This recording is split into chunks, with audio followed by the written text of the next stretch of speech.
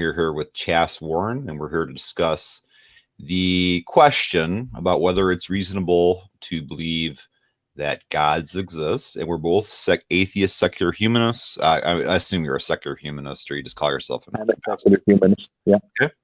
And I'm taking the position that it is not reasonable to believe that gods exist. Chas Warren takes a position that even though he does not particularly believe in gods, he still says it's reasonable. So, and we're having this as a casual discussion. Because I don't even know what direction you're gonna go with this. So, right. So we'll keep it casual. No specific format or anything like that. We'll talk maybe an hour if that's okay with you. And if you'd like to begin, I can just respond to what you have to say. Sure. Well, first of all, I started out with, resolved. It isn't irrational to believe in the existence of God.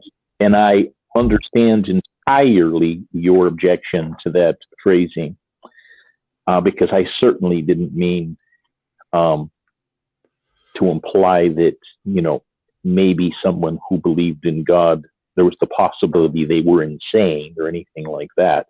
And irrational certainly has that connotation. With some people, yeah. Yeah. Mm-hmm.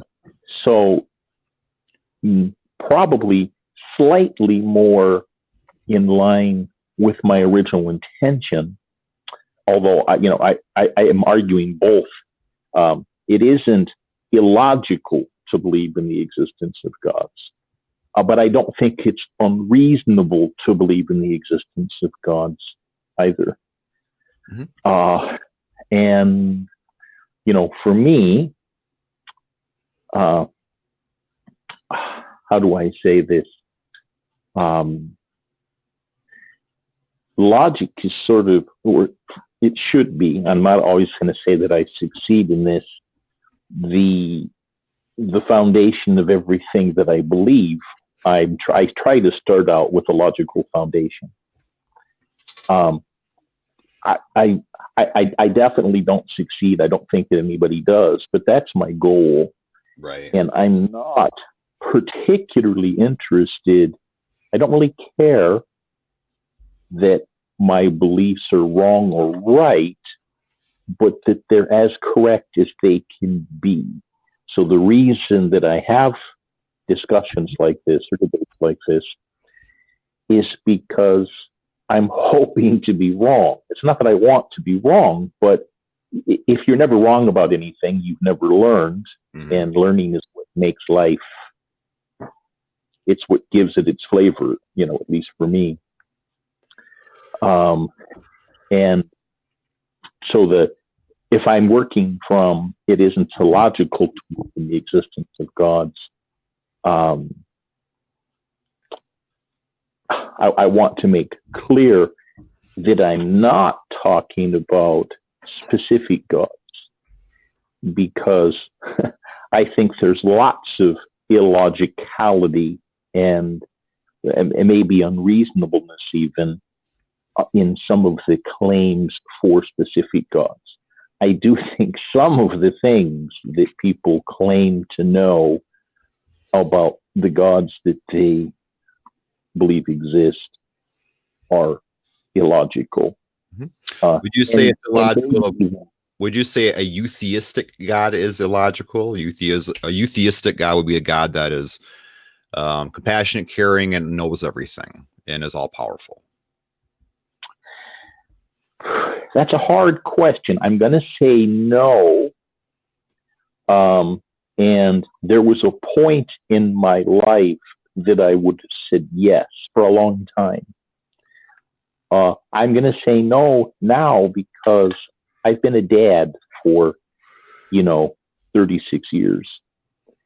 And there are decisions that I've had to make as a parent.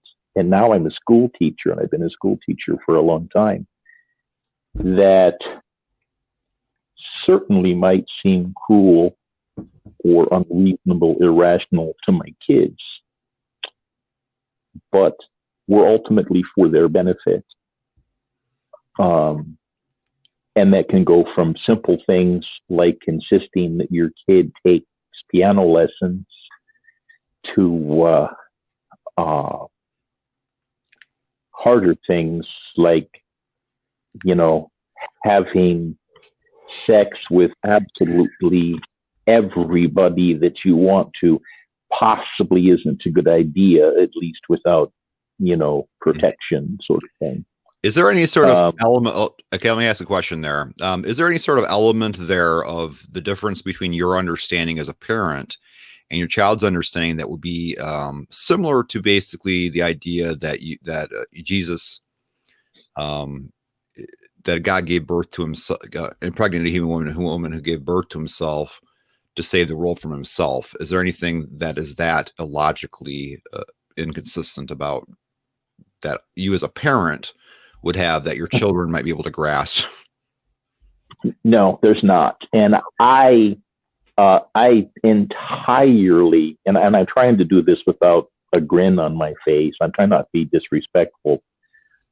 But if there was, put it this way, it would be more reasonable from my perspective to believe that Krishna had existed than to believe that, and I got to backtrack here. I'm not arguing the historicity of Jesus. Mm-hmm. I'm willing to accept that he was a historical person, but not that he was resurrected. Maybe that he was resuscitated. If the argument of Christianity was that he was resuscitated, sure. But it's not particularly logical or reasonable for me. So if there was, I'm an agnostic atheist. Mm-hmm. But if there was anything that I was a hard atheist on, or that if I actually disbelieved versus suspending judgment, the God that I would disbelieve in, or the claims that I would disbelieve in, would be that Jesus died for my sins when he was resurrected. I find that one actually sort of not very good reflection on our species. Mm-hmm. That, the whole human sacrifice sort of. So what you're arguing, just for the sake of argument, is that it's not typically illogical to believe in a pantheistic or deistic God. Pretty much. Okay. And, that didn't come up for a long time until, well, I've met quite a few Christians, including Christians who were lifelong pastors or ministers who didn't actually believe in God. I've known,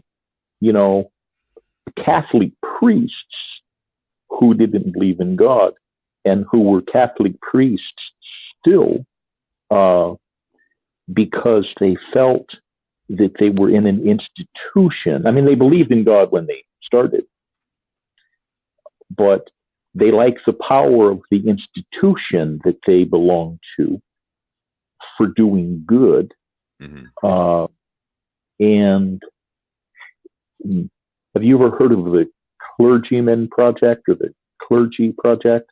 I think I have. Wasn't that with professed atheists who are still in the clergy who haven't come forward or something like that? Or, well, they don't. You're not obligated to come forward. I don't think most of them actually have. Right. Their identities are known to this nonprofit. Yeah. But some of them come forward and some of them don't. And, until that, I was raised an evangelical Christian. I mean, I did the whole speaking in tongues, slain by the Lord mm-hmm. sort of stuff that is now sort of embarrasses me if I see it in a video.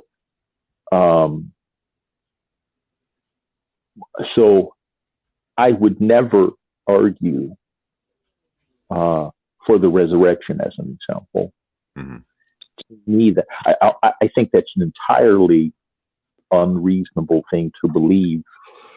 But on the other hand, I don't have a problem necessarily with the omnipotent, omnibenevolent, omniscient bit, that God could possess those attributes. So for me, I don't really trust explicitly anyway any of the what we would call the historical sciences. You know, if it's not an experimental science or an operational science, I don't really care. So all of the theories that, you know, a cosmologist or an astrophysicist, or to an extent even a physicist, might have regarding the universe are interesting to me. And I'm not saying that they're not sciences that we shouldn't pursue, but they're interesting to me in a pragmatic way, because they are frameworks in which to cope with the universe and discover interesting shit. I'll just put it that way, right? We should still be able to cyclotrons, et cetera, et cetera, et cetera. But as far as having any confidence that what we believe about the universe today is going to be the same thing that we believe about the universe 1,000 years from now, I have zero confidence. Okay. Even in my life. So is that basically the main reason that you think it is reasonable to believe in gods, because we might be wrong about everything we know now or assert now, or that it's only reasonable given our current information? No, I mean, okay, a little bit, but that's not the main reason. Okay. With the past being literally inaccessible to us, everything that we think we know or believe we know about the past is an inference. And it's not necessarily, it would be hard, I think, to demonstrate one impossible to know inference versus another. I mean, obviously there are some that are more reasonable than others, but I don't see anything, as much as I like to, I can't rationally point to anything that makes the existence of a omnipotent, omnibenevolent, you know, the standard creator of the universe God, or in the sense of pantheism. And as in fact, I'm sort of attracted by the idea of panpsychism. And that's a side subject, but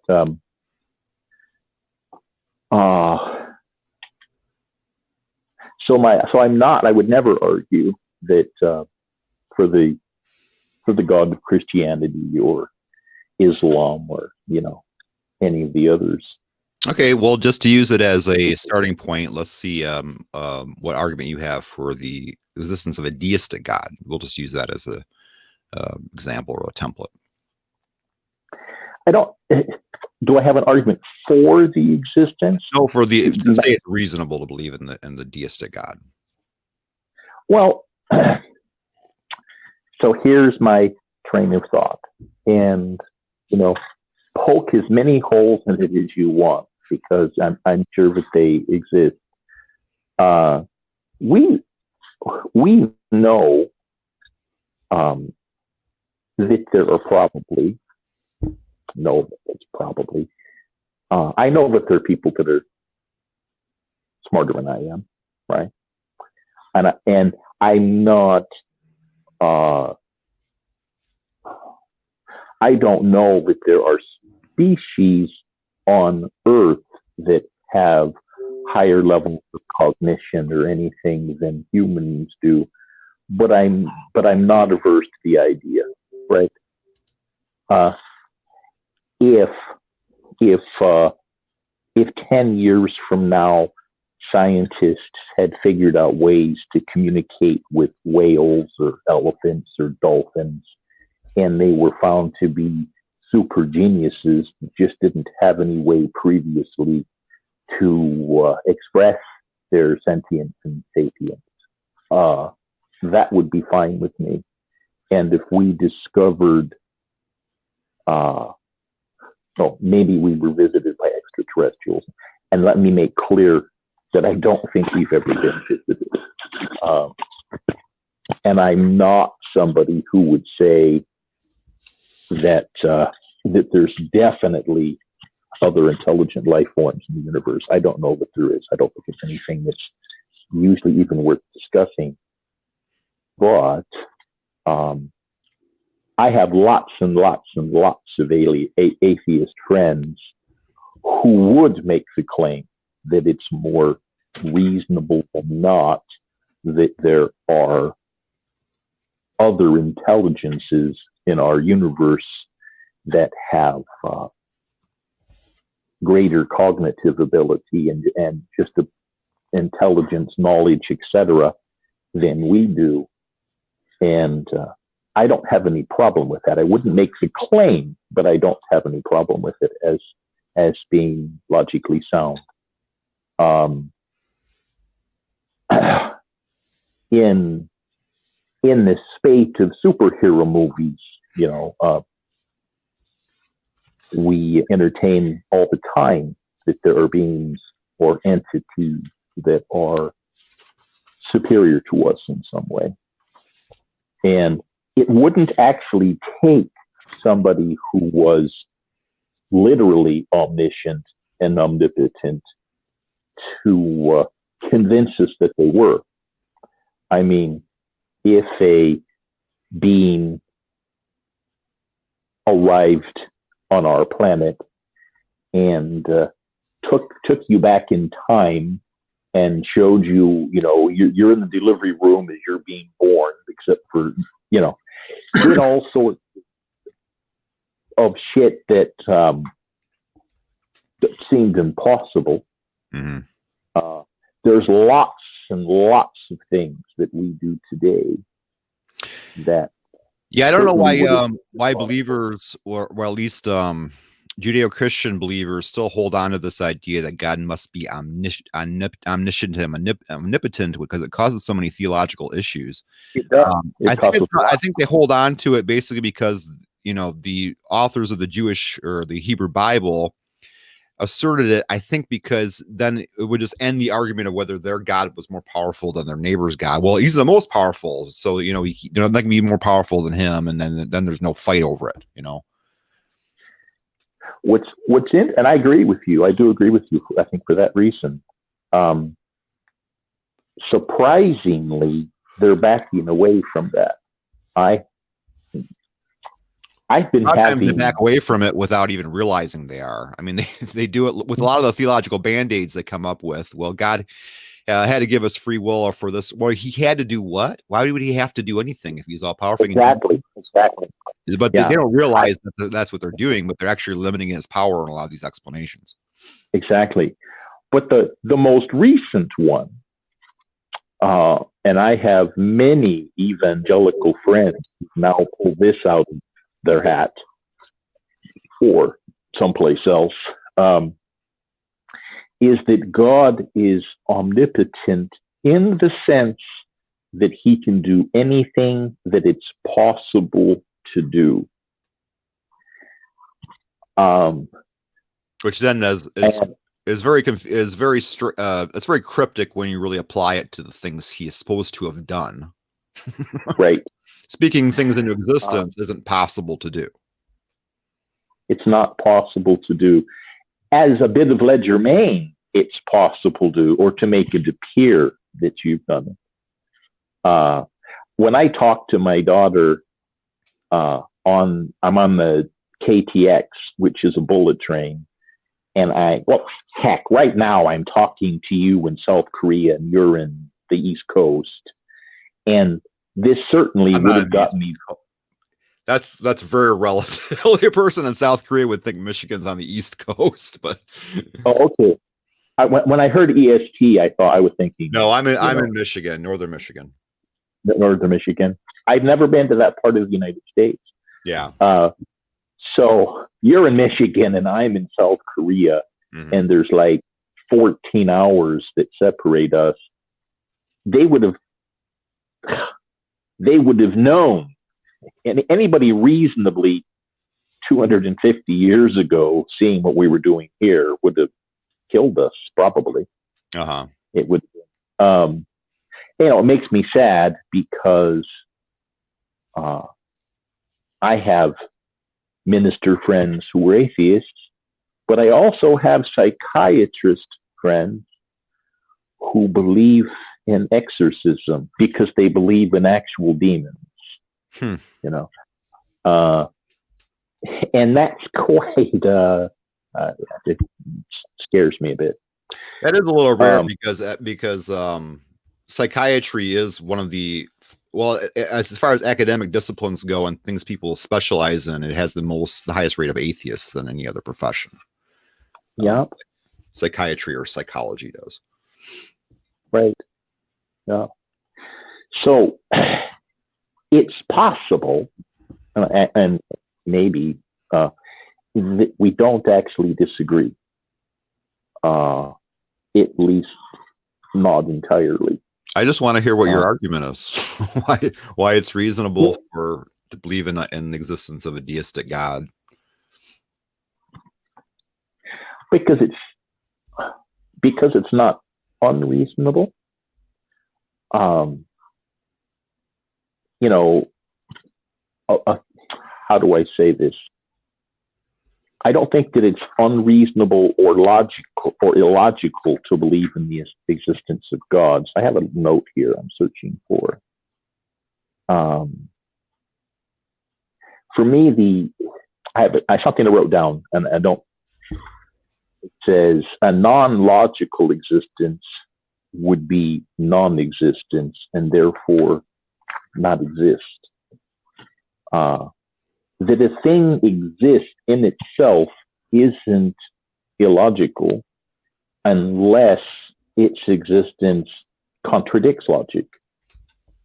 And I don't perceive any reason to find the existence of a deistic God as contradicting anything, except, well, not a deistic God, but for the existence of the God of Christianity or the gods of Christianity or Islam, etc. Sure, illogical, self-contradictory. So I certainly reject the existence of those. But I mean, I don't see anything illogical about believing in, for the reasons that I've given, because if we accept that there are beings that are vastly and currently at least immeasurably above us in some way,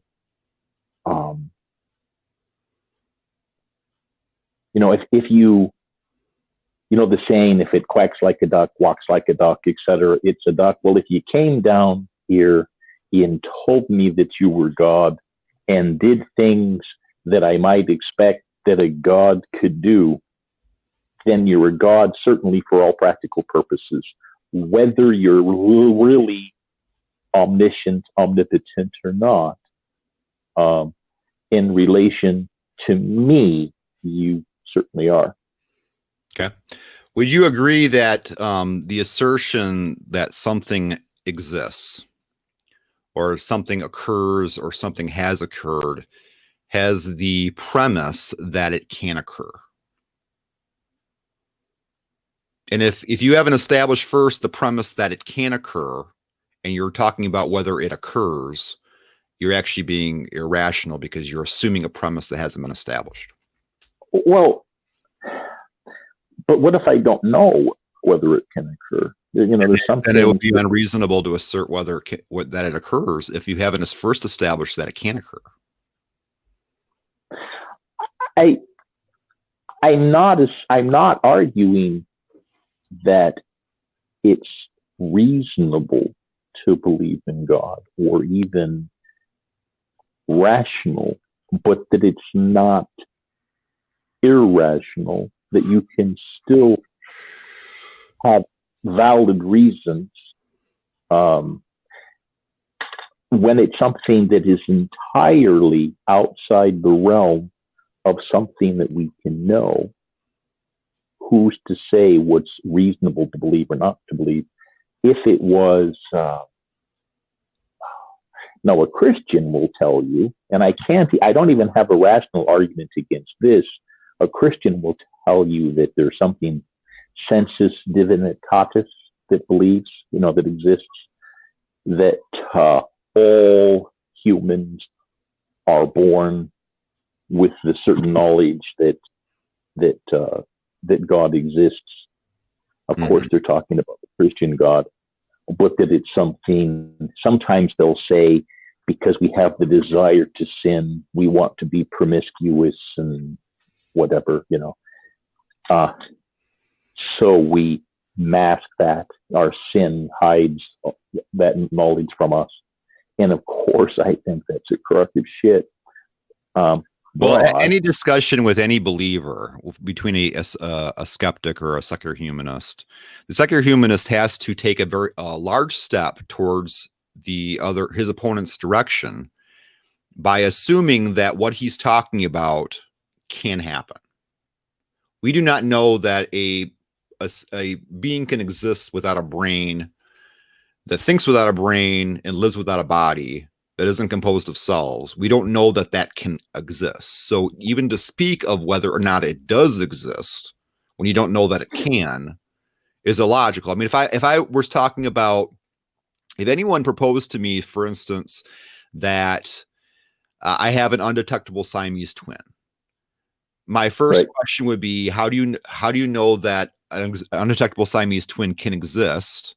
And if they said that I don't know how it could exist, that would pretty much end it with most things.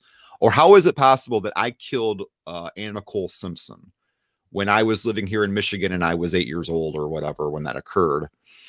Obviously, I don't know how that could have occurred.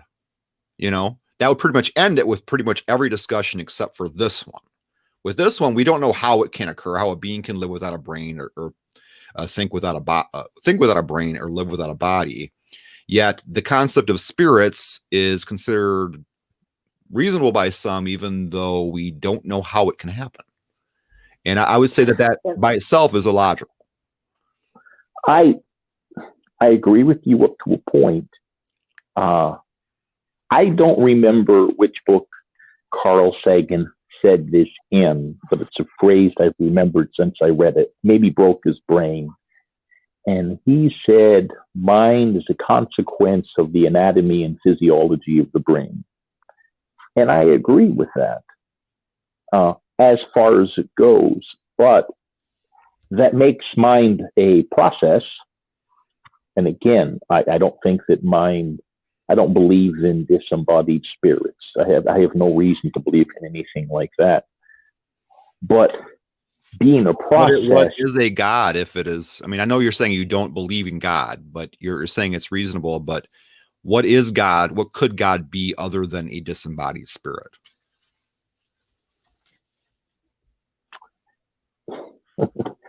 Good question. Good question. You know what somebody who believes in panpsychism would believe? I'm a little familiar, not entirely. Panpsychism, is an attempted answer. I mean, it wasn't derived as an attempted answer, but it's an attempted answer for the hard problem of consciousness, the David Chalmers hard problem of consciousness. And okay, would you agree with me that you know that you exist? Yes. Okay. So I have friends who wouldn't, right? But I have a short list of things that I can know absolutely. And everybody's short list might be different. One of the things that to me is ridiculous to argue is whether I exist or not. I know that I exist, and there are also laws of logic that I think are pretty inescapable. You know, the law of non-contradiction, etc. And I don't know where I was going with that. My apologies. You're going to philosophical axioms. You're talking about several philosophical axioms.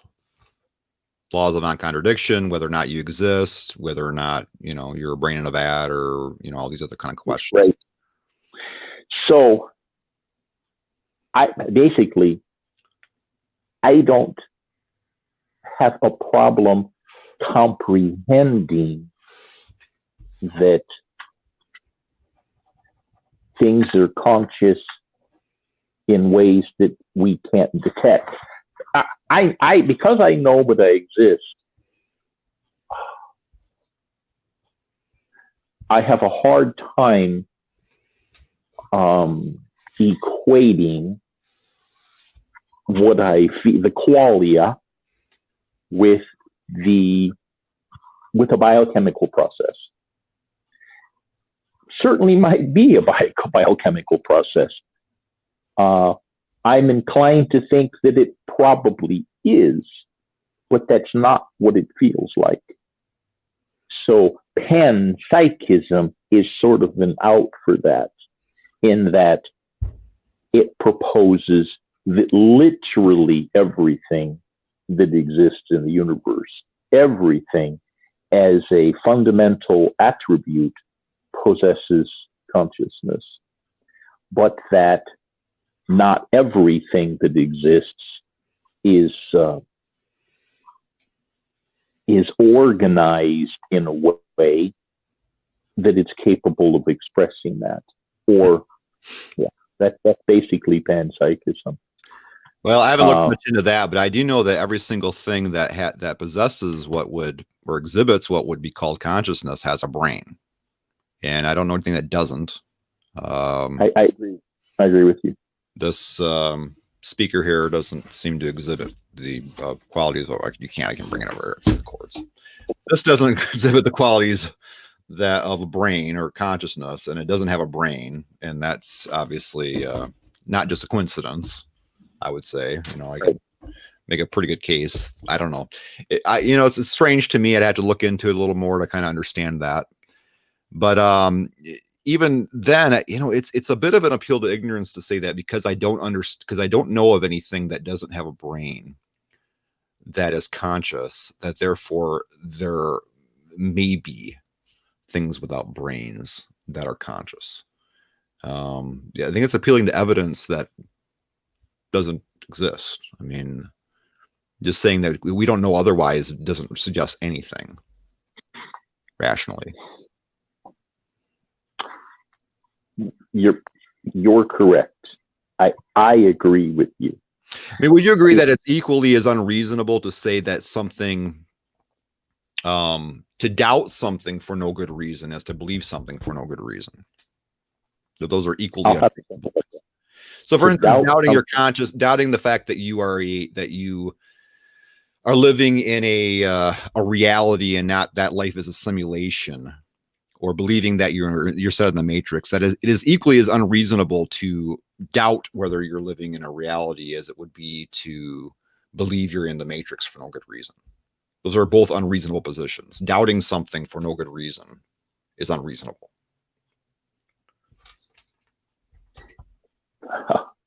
That's a harder question to ask than the reason it's difficult for me to give a definitive answer to that is because I'm skeptical of most things. My default position is skepticism, but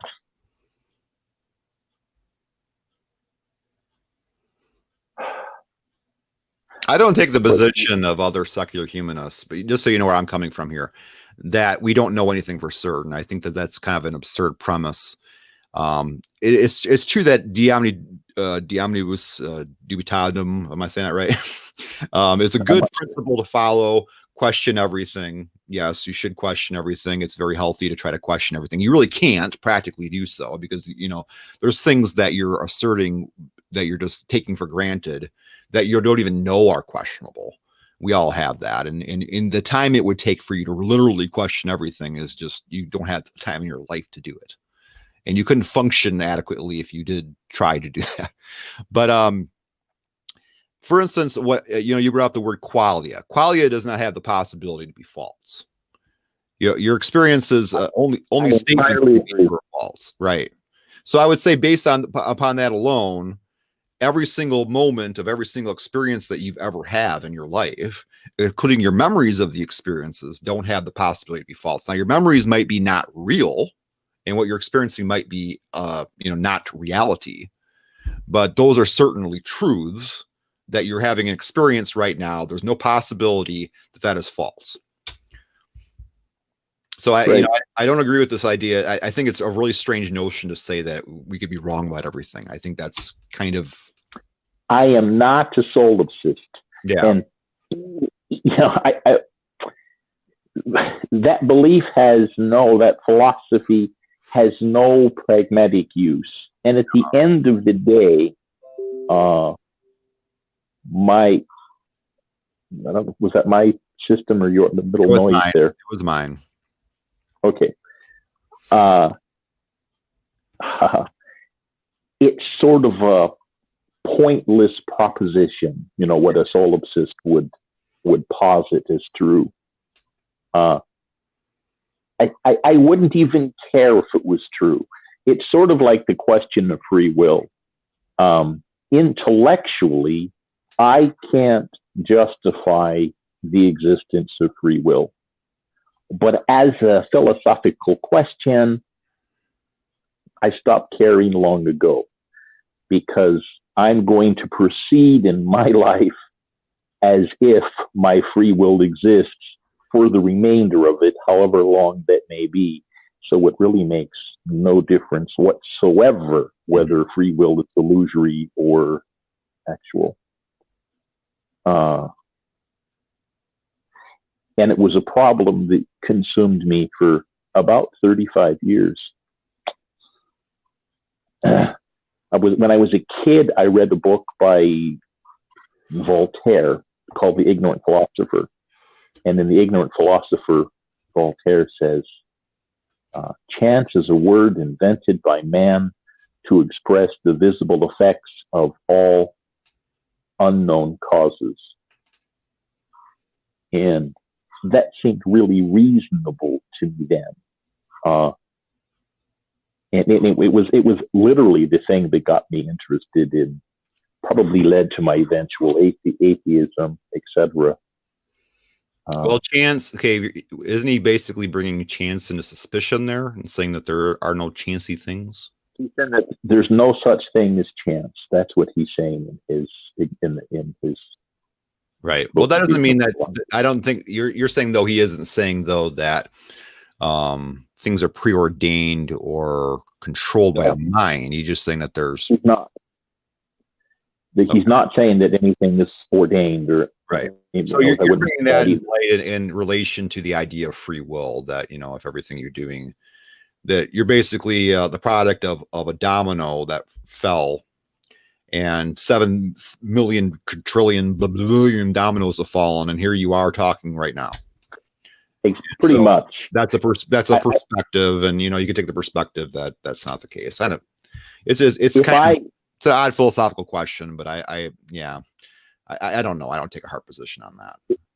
It's one that I don't take a hard position on it either anymore. I used to, and I wasted far too many years pondering it before I realized it didn't make any difference. Literally didn't make any difference. It changed nothing. What I believed about it. But essentially, I believe that, how people will say, if I could go back in time, I would do it differently. Well, I don't think they would, because all things being equal, if they could have done it differently the first time, they would have done it differently. Right. Basically, shit happens. Mm-hmm. And what can happen does, and what can't doesn't. Which even gets stranger when for theists who believe that the world is, controlled by an all-knowing God. And then they say on one hand, well, everything happens for a reason, everything's under God's control. And then they say, well, if they hadn't been aborted, then they would have grown up to be Abraham Lincoln. So, I mean, those things can't be true. I mean, what happened was they were aborted. So that's obviously what was planned or it couldn't have happened. Yeah. So, no, exactly. Yeah. It's sort of if there is a God in control of everything and everything happens for a reason, then literally everything happens for a reason. I mean, everything bad thing and every good thing. So you can't really talk about counterfactuals. Every factual would then be a good thing. Yeah, totally. Right. Yeah, totally. There are things that I think are demonstrably. I think the world is a better place because Christianity has existed in it. Okay, well, that's a topic we have disagreement about. Well, I'm not going to say that it hasn't contributed to a lot of pain and suffering. It has. Mm-hmm. But right. Hospitals, as they exist in modern times, hospitals existed for a long time. Mm-hmm. But globally, there's about 30,000 hospitals that exist just because of the Roman Catholic Church alone. Mm-hmm. So universities, hospitals, education as we know it, which could be a good thing or a bad thing, are largely because of the conquest of Christianity. And for me, those are net gains. I'm not going to get into specifics about what it's done, what it hasn't done. I mean, you could explain either you could say that it comes from Christianity, or you could just say that the Christianity gave us an excuse to congregate, and that we might have done so on other conditions for other reasons too. But I will say that I find it a little anti-democratic to say that an idea can be false yet positive to believe, because I think it implies on a certain level that people are better off when they're deceived. And then that implies that it's kind of elitist in a sense to say that, it's fine for me to be open-minded and learn the truth, but, these people are kind of more simple and they need this motivation. They need Christianity to be able to function correctly. So it's good for them that they believe that. I think people are better off. People are more empowered when they're informed, whatever that information is. And if they believe something false, then that takes away their power.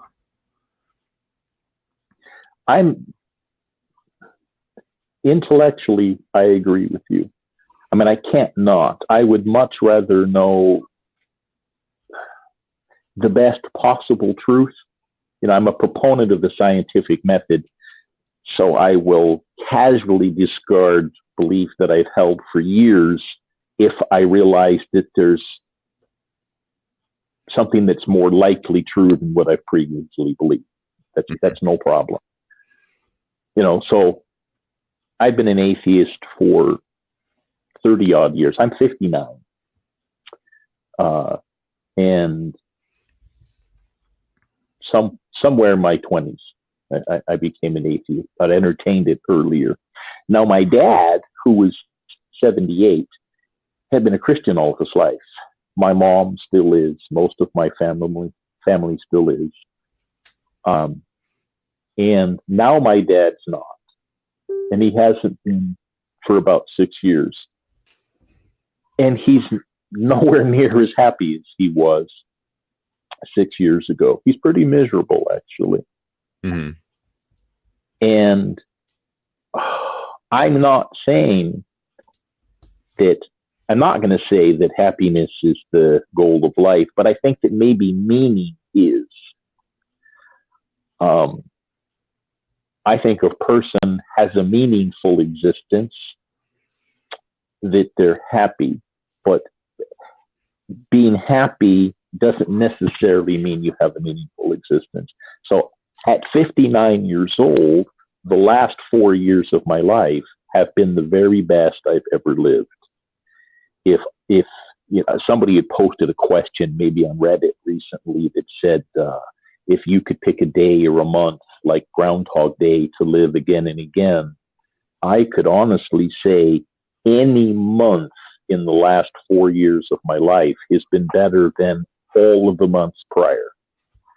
And maybe that's sort of sad at 59 to say that, but I am really, really happy now. Mm-hmm. And, and I believe that I know the truth, but my dad is probably less happy now than he's ever been. And he believes largely what I do. He was happier when he was a believer. He was happier when he was a believer, or his life was more meaningful when he was a believer. And like the common practice in Japan still to this day is if you are dying, they don't tell you. Your family conceals that from you because you die in peace. There's actually a really good movie. It's called it stars Awkwafina, that Chinese comedian who was in Crazy Rich Asians, if you've seen that movie. And I'm forgetting the name of the film. It's a single word. But it sort of addresses that, and it's not in Japan, it's in China. It's sort of an Asian thing. And I can appreciate that a little bit. My grandma died when she was 91 and believed up until the day that she died. I don't think that I would have improved her situation by if I could have demonstrated to her that her 90 years of faith had been for naught. Mm-hmm. My position on what you're saying, though, okay. Now, okay, I used to work in a drug rehab, which taught the 12 steps. What I would say is they're teaching them the 12 steps, and basically, which involves there's a lot of Judeo-Christian things in it, even though they don't admit to it. But, or they try to mask it under saying higher power, whatever. So what they're teaching them is to believe in essentially a simulacrum for their own ego, or, not ego in the sense of they have a big ego. I mean, in the ego in the sense of a wish for a better big picture ideas or a better life, or, things that we don't think of in the short term. And we've made a simulacrum for that, which would be God. And we want to aspire to what God wants when we're really thinking about an element of our own mind. We're talking about our need to be better, our need to improve, or need for our family and, other generations that come after us and things like that. So what I would say is that helps them, even though it's false, but it is kind of teaching them a true thing that they wouldn't learn otherwise. They're only learning it in a false way. So I would say usually when people, I think, are getting benefits from religion, they're getting benefits from some psychological truths that are actually true, but they're presented to them in a false package. Right. So, yeah, I'm not, your situations with people dying and not wanting to know the actual facts of their death. I don't know. I think that I don't know. I find that a little bit elitist too. I mean, I want to know if I was dying. I mean, I don't know. I think that's taking away their autonomy away and saying, well, we're going to decide for you if you want to know, just because they'd be happier, happiness isn't always good. I mean, there's mania. People go, happiness isn't necessarily great, So intellectually, I agree, but I don't know what I do emotionally. I've been a teacher for a long time, and I have give you an example here. I have kids who will come up to me, and let me say, I love all of my kids unreservedly, even the ones that don't necessarily always exhibit the best behavior. So you have a 9-year-old kid come up to you and they show me a picture of it they've drawn, and they're visibly proud of it, and it's horrible. It's not even good relative to what the average 9-year-old would produce. Mm-hmm. And they love me and they want me to say how fantastic it is. And I do. I wouldn't be helping them in any way by expressing truthfully, that's really not a very good butterfly. I could, but I've benefited them more because now I've inspired them to draw another picture and another picture and another picture. So I've improved the balance of their lives. One of my very deepest regrets, and I regretted this for a long, long time. My brother, when he was he's only like a year and a half younger than me, he started to take violin lessons. Oh my God, did he suck. Well, I didn't know at the time when I was like 11 and a half that everybody sucks when they start playing the violin. Mm-hmm. So I talked with him about it, and I teased him and sort of bullied him about it, and he stopped playing the violin. Well, if I'd lied to him and said, wow, Steve, you're pretty good, he might be an amazing violin player today. Mm-hmm. And I can't play an instrument and I can't read any music, something that I've always regretted. So I'm talking about sort of in the long term. Let's see, 1984, what's the other one? Brave New World are sort of famous dystopian novels to people of our generation, pre-Hunger Games. Mm-hmm. But there was also a book by Ira Levin, the guy who wrote Rosemary's Baby, called, I think it's called This Perfect Day.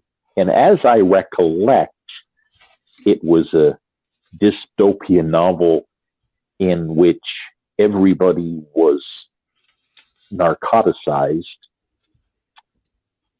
and it didn't end in the despairing note that some of the others did. Have you ever watched the movie THX 1138?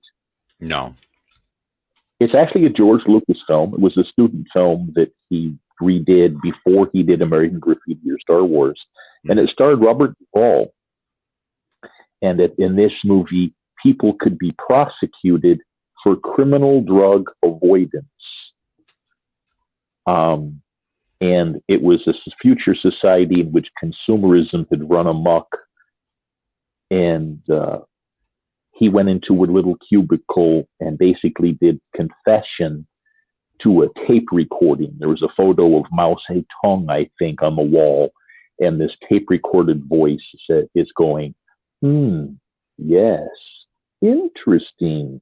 And then when it senses that he's done, it says, very good. Go out and buy and be happy.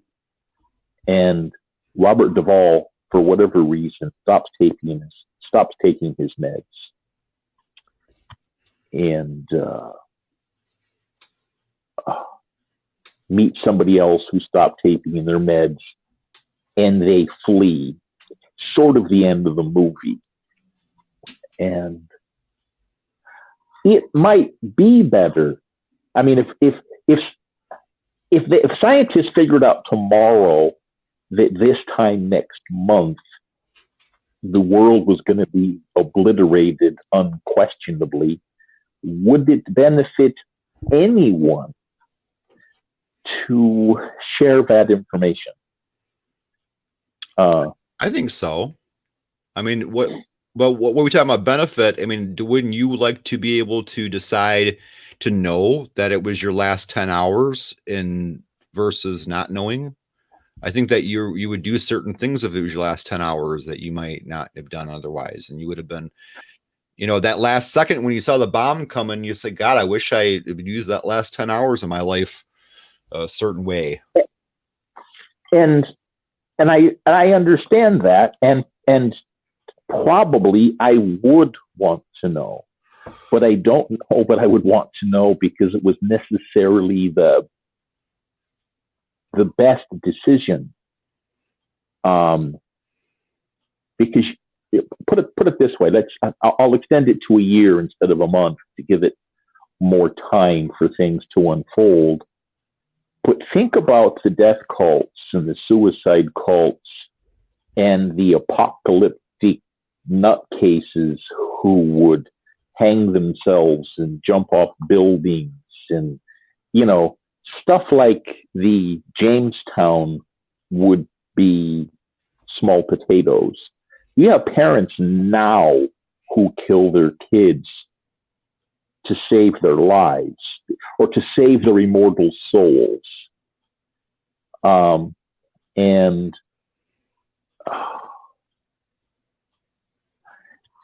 I don't think that we would have suddenly, there would be some, but I don't think we would have suddenly millions of people who would decide to hug each other and sing Kumbaya.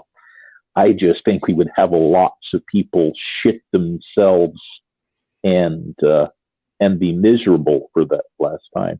So I don't know. I wouldn't. If I knew indisputably that the world was going to end this time next year, I would keep that information for myself. Well, I wouldn't, because I would say that my empathy extends to people cognitively as well as emotionally. And I know that I would want to know. And so that's the way I would consider it. I think everybody else would want to know. And that information would empower them to make decisions that they felt was appropriate. And it's not up to me to decide for them what's happy and what isn't, and what's better for them and what is not better for them. I trust other individuals of similar intellect as myself to make those kinds of decisions for themselves. And again, cognitively, yeah, I would want to know too.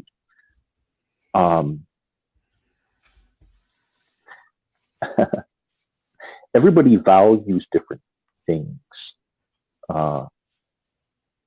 And that always needs to be taken into consideration. I value the current best answer, whatever that is. I don't really care what it is, but the current best answer. I am 59, and in my entire life, I've driven for 8 years. I got my first driver's license when I turned 26. It expired when I was 30. I didn't get the next one until I was 42. It expired when I was 48, and I've never gotten another one. So my wife has driven for 30 of the 38 years we've been married. And I don't care. Never owned a house, never wanted one. I prefer living in a country where I don't speak the language. So, those are sort of peculiar things to most people. Mm-hmm. But they're my preferences and they don't hurt anybody.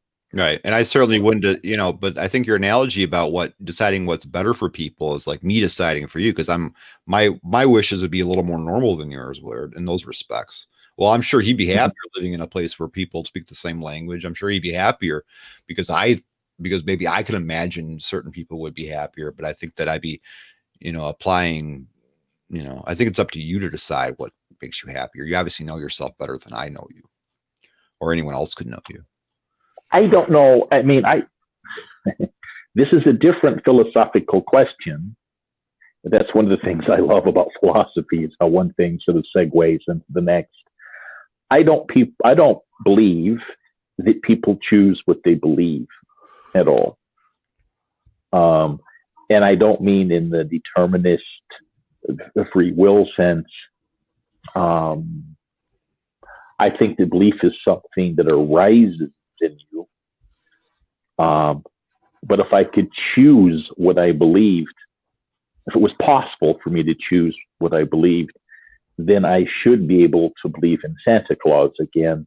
And that's outside the scope of possibility for me, unless I was really high. So I'm sort of the way that I am as a consequence of my memories of all of the things that contributed to, me. But the question at hand is, if I had information, let's say you did believe in Santa Claus, and I had information that Santa Claus was, your parents, and I withheld that from you, am I imposing upon your autonomy by doing that? Even though I know you probably want to know. Yeah. Am I trying to control you in that sense? So, again, it comes down to, I think, an anti-democratic mindset to say anybody is better off believing something that is illogical or false if we know otherwise. Now, whether or not the Christians building the churches and history and stuff like that, I don't think that maybe that was a reasonable conclusion given what they understood, that there was a God. Mm-hmm. But nothing was withholding information from them. We weren't, there weren't some scientific place somewhere where they knew about the theory of evolution and knew about the Big Bang and all that kind of stuff, and they were withholding it from them. When you're talking about you're talking about a time period where people still believed in trepiding and all kinds of anti-scientific right. stuff. Right. Crazy stuff. Miasma theory and so I don't think they were living even in a period where science in general or logical approaches to problems were really common anyway. No, they definitely weren't. Well, it's been an hour now, Chas. So if you have anything else to say, I'd be glad to hear it. And with that said, it's been just a casual discussion. This isn't really a debate, but I have enjoyed talking to you. And if you have anything else to say, I'd love to hear it before I get going. I have to meet my wife in about 10 minutes at the post office. Okay. And so nothing offhand. I would be more than happy. I prefer a discussion type of debate because invariably, and I'm not saying this of you, I don't think it would actually be true of you, but I hate ad hominems in a debate or any childish shit. Typically, we don't get that in the live debates because it's kind of hard to be mean to somebody if you're looking at them. It's just a little harder. You're right. I mean, it is a little more difficult. You're a fucking jackass. It's hard to do when you're live. Yeah. So, well, no, thank you very much. It's been an interesting discussion. And have a wonderful day. Enjoy the weather down there. And you said it was 3:00 in the afternoon down there. It's now 4:28. Yeah, right here it's 2:30 in the morning. Oh my God! We're on the opposite side of the world, almost. Well, as close as you can get to the opposite side of the world. I mean, the opposite side of the world, I think, is the ocean. But yeah, it's been a very nice talking to you, Chas, and have a great rest of your day. Okay, thank you. You too. Likewise. Yep. Bye. Bye.